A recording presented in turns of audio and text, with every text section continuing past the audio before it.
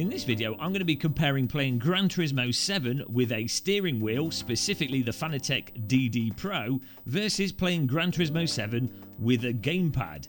It's round versus square-ish. Fasten your seatbelts and let's find out what does what does it how, and how does what better.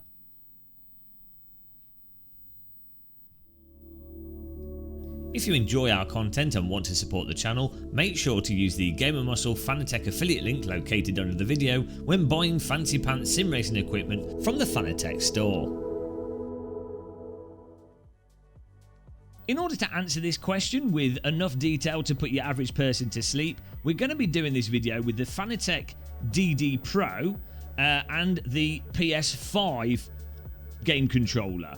Obviously you can play Gran Turismo 7 with the PS4 controller and on the PS4, and actually plays pretty well on the PS4, but for this, you know, I think it is a PS5 game fundamentally, and this is what we're comparing. Also, the PS5 controller is a bloody good game controller. It's super interesting how it works with its haptics. Now, the DD Pro that we're using is possibly the second best, well, it is the second best wheel that you could possibly play Gran Turismo 7 with. I'm using it in the out-of-the-box configuration where it comes with an accelerator and brake and this wheel rim. The best possible steering wheel that you could play Gran Turismo 7 with is the Fanatec Podium, which I've got here to my right, and it's on my other sim rig. Who doesn't have two direct drive wheels and multiple sim rigs in their sitting room? It's a perfectly normal thing to have. Now, we're at Brands Hatch, of course, a famous racetrack in the centre of the Isle of Man TT motorbike circuit, and we have got the Corvette C7 in order to help talk through the differences between using the gamepad and the steering wheel. Now, I've put the Comfort medium tyres on this vehicle. They're a nice sort of all-round, quite giving tyres for the sake of this video. But, you know, I've obviously been playing Gran Turismo 7, visiting the coffee shop and chatting up Lippy 2 Sarah for 40 plus hours, both using loads of different cars in the games and the wheel as well as the gamepad. Now, I'm going to start by first going over what a wheel really brings to the table in Gran Turismo 7 and why people would want to use a wheel rather than the gamepad, and then we'll go over to what the gamepad brings to the table with Gran Turismo 7. And the results and what I say might actually surprise you. So starting off with the wheel and just wheeling out here in our Corvette, really nice car. This is a good, nice, speedy, powerful car with a monstrous throttle on it. Oh, it's worth me saying I'm going to take the traction control, put it on 1, and I'm also going to move the brake bias all the way to the rear. That probably gives actually a good point to talk about the first aspect of using the steering wheel over the gamepad. With the steering wheel, you basically can turn all the assists off, especially stuff like steering assist and everything, because you have much better analog control with the steering wheel, throttle and brake pedal. You've just got way more precision. You're not moving a tiny joystick left and right almost instantaneously. You've got 900 degrees of rotation, or even more rotation if you want, for input smoothness, and you also have the smoothness for the alright matey you also have smoothness for the accelerator. You can very gradually apply the accelerator, and you can very gradually apply the brake pedal. So fundamentally, regardless of what game you play, a steering wheel and pedals will just give you a much finer degree of control, and it's easier to have that finer degree of control. You know, a pro with a steering wheel will probably be on par with a pro with a gamepad. Like, once you've learned how to be a master with a gamepad, you're still going to be super precise with your fingers. But I think it's pretty safe to say it's more intuitive and more natural to be smooth with a steering wheel. Also, you can just literally turn off all the steering assists and everything, and naturally I think the game basically turns off the assists if you're playing it with the steering wheel. Now, in terms of feel from the steering wheel and what you get, of course, this is a direct drive force feedback wheel, so you can feel stuff like when you're going through the corner, you can feel a vibration when you turn too much and the front tyres start to understeer, and you get that sort of tyre purchasing of the track, the tyre it's like a tire wobble, vibration-y type feel that you get. You get that in real cars as well if you really push them through understeer.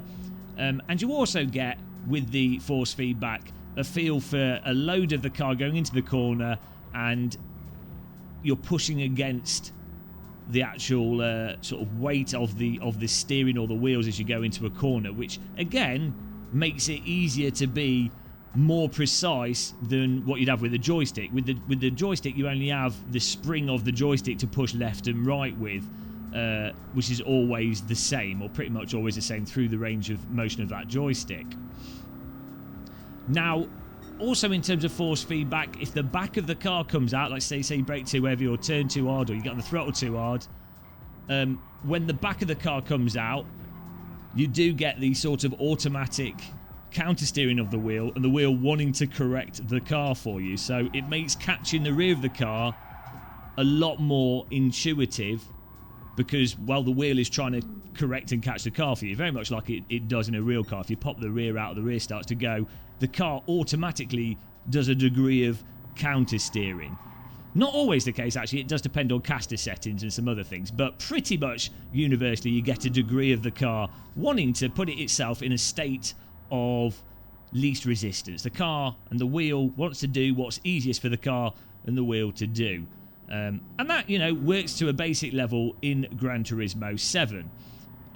I would say with the steering wheel, Gran Turismo 7 is definitely better out of the box than the Forza games. Forza 7 especially, that was terrible with the steering wheel. But it's also better out of the box than, say, Forza Horizon with the steering wheel. Though, I'm perfectly happy playing games like Forza Horizon with the steering wheel. I normally do play Forza Horizon with the steering wheel. But you can feel this is much more natural with the steering wheel than Forza Horizon, and especially Forza 7. What I will say, though, is that it's really apparent if you're someone that plays a lot of driving simulators, ACC, Assetto Corsa, iRacing, Race Room, R-Factor 2, you know, or even Dirt Rally, which is on console. AC is on console as well. Dirt Rally 1 and 2, even Wreckfest, BeamMG. If you play games that are more on that sort of actual hardcore simulator, proper full-on realism simulators, you will notice that Gran Turismo 7 just doesn't have the depth that those simulators have. Specifically, when it comes to actually balancing the cars at the limit and feeling where that point of grip loss is at the limit. So when you're really trying to go as fast as possible and be really gentle and really balance the grip and get the absolute most out of it, that is just massively lacking with the force feedback, even with a really nice direct drive wheel such as this DD Pro. And I also think it does have a degree of that aspect to it that you find in games like Forza, for example, where I really do think a lot of this game's mechanics, movement, car handling and implementation and design choices playing through the single player are very much designed around a gamepad rather than the steering wheel. So yeah, fundamentally with the steering wheel, you do get more precise input.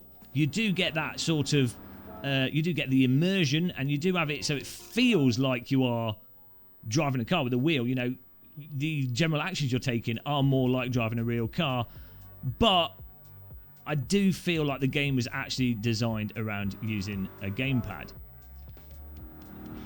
Where I'd say it really falls short with the steering wheel, specifically in GT7 at this point in time, is that you will notice that the cars have a penchant to very aggressively oversteer like that from a little bit of throttle.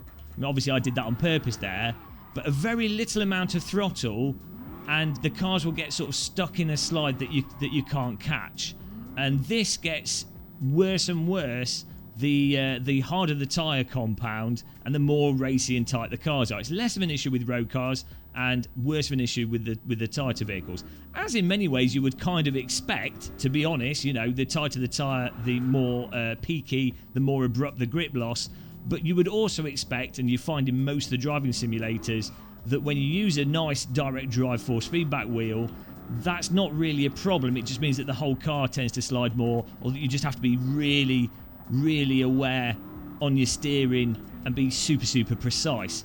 So one of the unfortunate effects of a steering wheel with Gran Turismo 7 is that it actually, with the degree of precision of input you have on both the accelerator, the brake and the throttle, it actually highlights the limitations of Gran Turismo 7 if you're approaching it in more of a sort of simulator fashion. You could approach it as realistically as you want, and you can get as much as you want out of it, and you can still you will still learn a lot of things and be able to apply a lot of things that also apply to reality and to other simulators. So it's still a great learning tool in many ways, but you know, it will highlight that there are very specific, fundamentally unrealistic aspects to the handling in Gran Turismo 7. As it also will highlight fundamentally unrealistic aspects that are in many driving simulators. So, I think that pretty much covers most of the aspects of playing Gran Turismo 7 with a steering wheel. We will move over to the joystick in a second, but first let's drive a little bit faster here. And what I'm also going to do is, I've found in Gran Turismo 7, you're generally better running a lot tighter sensitivity, because the cars seem to actually respond better to that, and you don't lose that much detail in either the force feedback or the ability to put precise input in a way that's conducive to going quickly. So it means that when that brutal snap oversteer occurs from putting in a bit too much throttle, or from turning in a bit too hard with a bit too much throttle, it's way more natural and easier to catch, or for the wheel to even catch it automatically, as it would do in many of the simulators. With that, where you wouldn't have to be that quick or speedy or responsive to catch them and have the car be nice and stable.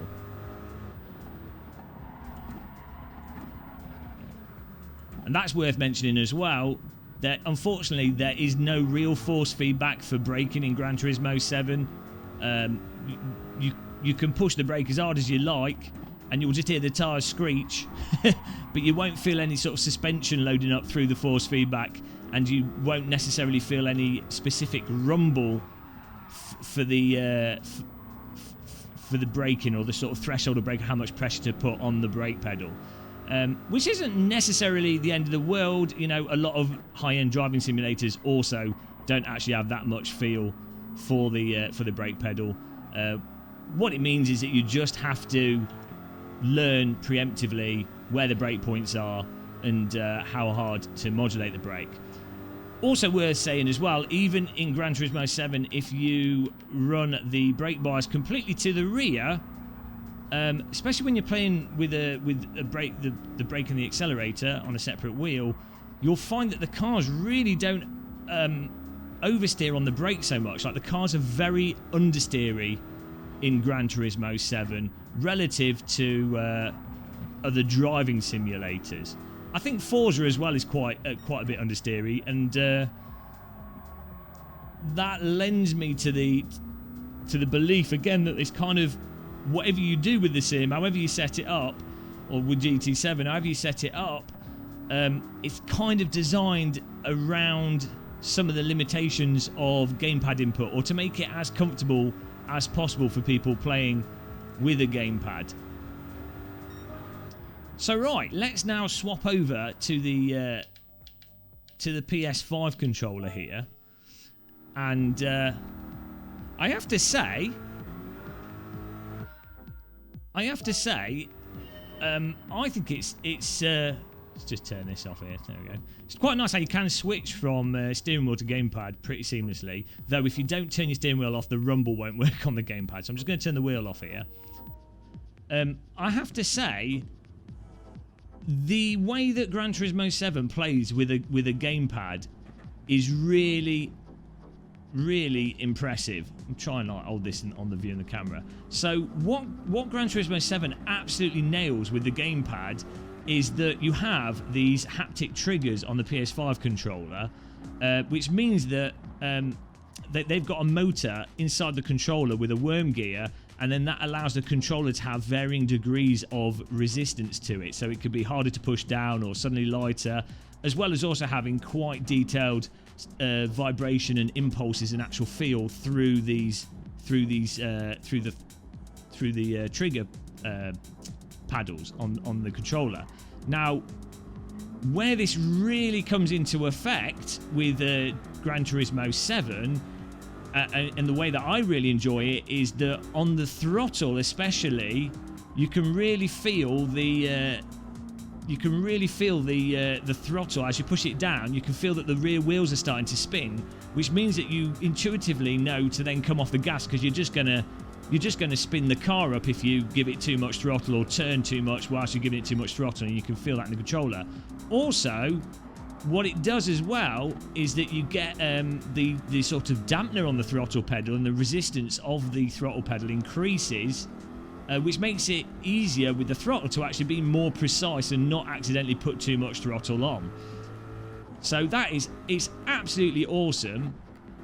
And the result of that, in my opinion, makes Gran Turismo 7, just on the throttle, like the most satisfying racing game to play on a games console with a gamepad. It's just really nice when you absolutely nail the throttle out of the corner and you can feel that it's that you are actually on the limit, and you can feel that limit through the gamepad. Now, the brake also has a similar haptic brake on it. So when you push in the brake, it will like load up and vibrate when you start locking up, which is actually a force that's missing from the force feedback on the steering wheel for some reason, because they could make the wheel vibrate when even before you're locking up. They could do a lot more with the force feedback on the steering wheel. So that's nice, having that rumble on the brake for when you're pushing the brake too hard and you're really overdoing it. But what I will say is that the haptics for the brake, unfortunately, the actual dampener effect of the whole trigger getting stiffer is too strong on the brake pedal, and actually gets in the way of being precise with braking in GT7. So what I actually ended up doing is turning the brake haptics off, so that I do lose that vibration, but I also lose that dampener, and I find that actually allows me to be more precise on the brakes. GT7 though also has really strong ABS system in it, so it's not that likely that you're going to be locking up on the brake, particularly, especially if you turn up the ABS or you have it on medium, or it's going to stop you from locking up on the brakes, and it's basically just a case of actually just hammering the brake. Also on the controller, which is really nice, is the rumble motors. So for those of you that don't know, the PlayStation 5 controller uses similar rumble motors to what was in the Nintendo Switch. They're really high resolution haptic motors. I believe there's some kind of piezoelectric array of force feedback motors. They're not like the traditional rotating weight on a DC motor. They're really quite complex. And GT7 uses that haptic rumble to really great effect for stuff like mid-corner grip, the tyre sort of chirping, the tyre scrub, the curbing. You can feel if it's on the right or on the left. Absolutely fantastically implemented rumble for a driving game, and again, by far the best rumble I've ever experienced in a console racing game. Absolutely bloody awesome. Now, separate to the controller, what I would say though is a big aspect of what makes driving with the controller work so well in GT7 is that the game has a lot of sort of joystick filtering going on with the input filtering. Even if you turn the controller settings, even if you turn them the assists, even if you turn the counter steering assist off, all the assists off, and I've been doing this video with all the assists off, even if you have everything turned off, you will notice that there is actually still forms of steering assist going on to help make the cars drive in a more natural way, and to have it so that you correct the cars in a sort of intuitive way, in a way that actually makes sense. It's totally abstract to how you drive with a steering wheel, but it really does make sense, and it's really, really well done. So, as you might have gathered, I'm actually massively impressed by the gamepad input in Gran Turismo 7. And this is where it kind of comes to the conclusion part of the video. Wheel versus gamepad with Gran Turismo 7. I would say, to be honest, the game makes more sense played with the gamepad than it does with the wheel. The handling design, the assist design, the missions, the general nature of it, the haptic feel of the controllers, and how it all goes together, to me, it feels more realistic or more believable in an abstract sense, not in terms of what you're doing with your hands and stuff, but in terms of the end result. It feels more like a sim played with a gamepad than it does when you play it with a wheel. Maybe, you know, I don't know, if you play driving simulators, you're going to be comparing this to the experience of a wheel and pedals with driving sims, which is on another level. So maybe if you've never played any of those sims, you might still feel that it feels more realistic playing it with a steering wheel, brake and accelerator. And you do still get benefits from using the steering wheel, brake and accelerator as separate devices, as I said earlier.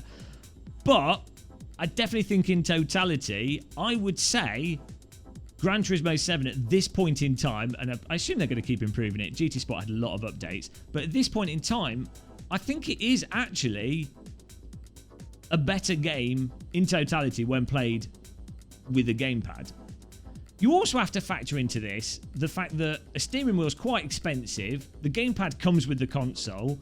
You also have to factor into this that a gamepad's a lot smaller than a wheel. So, you know, my other rig and this wheel is taking up like a lot of space. I've had to put this DD Pro on a next level wheel stand to get the pedals into a nice position. So a wheel does come with an inherent cost to it in the fact of space, cumbersome, you've got to plug it in, you know, whereas a gamepad, this is a wireless gamepad, you can sit on your sofa and have a bloody good driving experience just with the gamepad. It's like that has to me, and I think to a lot of people, that has a huge amount of value to it.